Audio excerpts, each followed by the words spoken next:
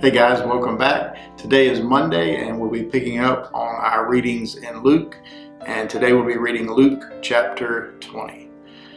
One day as Jesus was teaching the people in the temple courts and proclaiming the good news, the chief priest and the teachers of the law, together with the elders, came up to him. "Tell us by what authority you are doing these things," they said. "Who gave you this authority?" He replied, "I will also ask you a question. Tell me, John's baptism, was it from heaven or of human origin?" They discussed it among themselves and said, "If we say from heaven, he will ask, 'Why didn't you believe me? Why didn't you believe him?' But if we say of human origin, all the people will stone us because they are persuaded that John was a prophet." So they answered, "We don't know where it was from." Jesus said, "Neither will I tell you by what authority I am doing these things." He went on to tell the people this parable.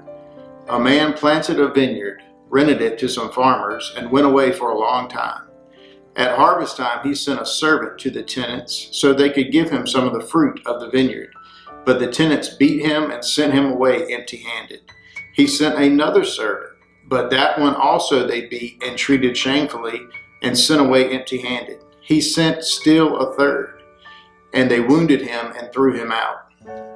When the owner of the vineyard said, "What shall I do? I will send my son, whom I love. Perhaps they will respect him." But when the tenants saw him, they talked the matter over. "This is the heir," they said. "Let's kill him, and the inheritance will be ours." So they threw him out of the vineyard and killed him. What then will the owner of the vineyard do to them? He will come and kill those tenants and give the vineyard to others.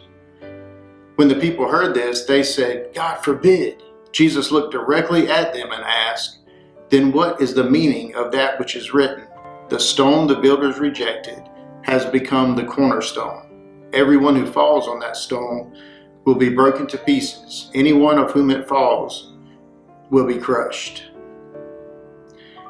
The teachers of the law and the chief priests looked for a way to arrest him immediately because they knew he had spoken this parable against them, but they were afraid of the people. Keeping a close watch on him, they sent spies who pretended to be sincere. They hoped to catch Jesus in something he said, so they might hand him over to the power and authority of the governor. So the spies questioned him, "Teacher, we know that you speak and teach what is right, and that you do not show partiality, but teach the way of God in accordance with the truth. Is it right for us to pay taxes to Caesar or not?" He saw through their duplicity and said to them, "Show me a denarii. Whose image and inscription are on it?" "Caesar's," they replied. He said to them, "Then give back to Caesar what is Caesar's, and to God what is God's." They were unable to trap him in what he had said there in public, and astonished by his answer, they became silent. Some of the Sadducees, who say there is no resurrection, came to Jesus with a question. "Teacher," they said, "Moses wrote for us that if a man's brother dies and leaves a wife but no children, the man must marry the widow and raise up offspring for his brother. Now there were 7 brothers. The first one married a woman and died childless. The second and then the third married her, and in the same way the 7 died, leaving no children. Finally the woman died too. Now then, at the resurrection, whose wife will she be, since the 7 were married to her?"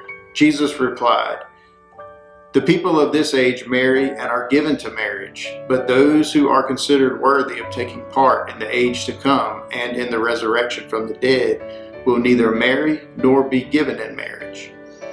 And they will no longer die, for they are like the angels. They are God's children, since they are children of the resurrection. But in the account of the burning bush, even Moses showed that the dead rise, for he calls the Lord the God of Abraham, and the God of Isaac, and the God of Jacob. He is not the God of the dead, but of the living, for to him all are alive." Some of the teachers of the law responded, "Well said, teacher," and no one dared to ask him any more questions.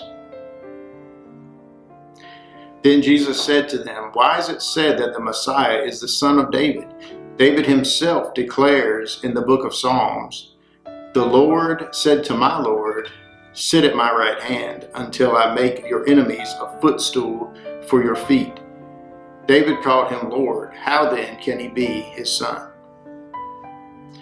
While the people were listening, Jesus said to his disciples, "Beware of the teachers of the law. They like to walk around in flowing robes and love to be greeted with respect in the marketplace and have the most important seats in the synagogue and the places of honor at banquets. They devour widows' houses and for a show make lengthy prayers. These men will be punished most severely." Thanks for joining us again today, guys. I hope to see you back tomorrow.